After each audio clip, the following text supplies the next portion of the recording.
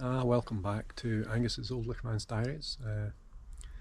Today I've gone and picked up some wood, some replacement wood for the fascia boards along the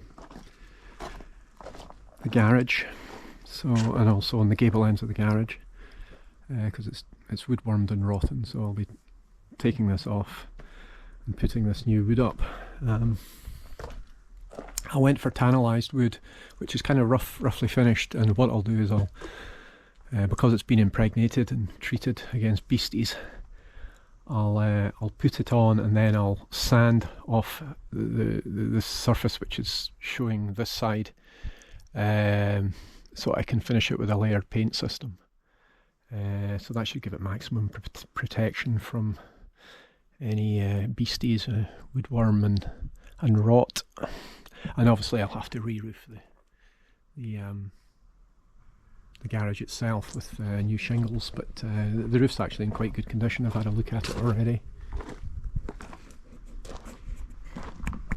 I've used a jemmy bar to pry off the finishing strip, but before I pried off the finishing strip I used a Stanley knife to get a clean edge on the shingles of the roof. But if I take this piece off, you can see obviously there's quite a bit of rot, which is why I'm replacing the fascia boards. But they've also sealed it, the gap between the actual timber on the top of the roof and the fascia. They've sealed it with a cement type filler.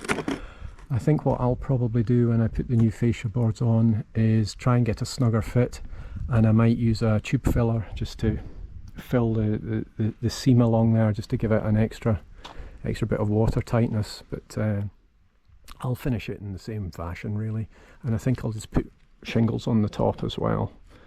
So yeah, so that's what I'm currently working on, taking the fascia boards down.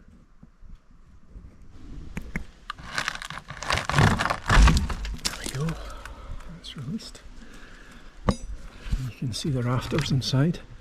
So they're in pretty good nick, and the actual base plate's good as well, so it should be just a case of replacing the fascia. So yeah, very pleased.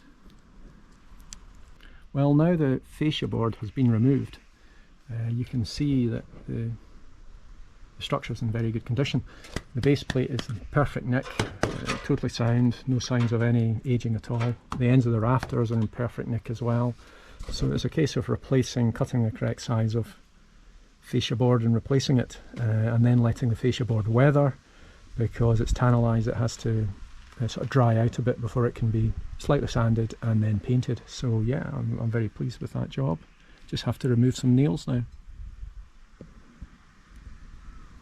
Just as an extra precaution, to prevent an attack from any woodworm or rot, I'm using a preservative on the ends of the rafters and on the base plate, and I'll give it 2 coats of this before the new fascia board is put on, and that should protect it from any infestations.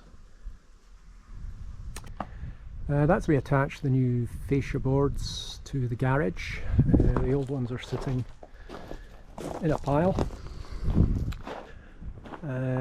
Behind the fascia boards, the rafters have had 2 coats of a preservative to prevent an attack of woodworm or rot should there be any water penetration.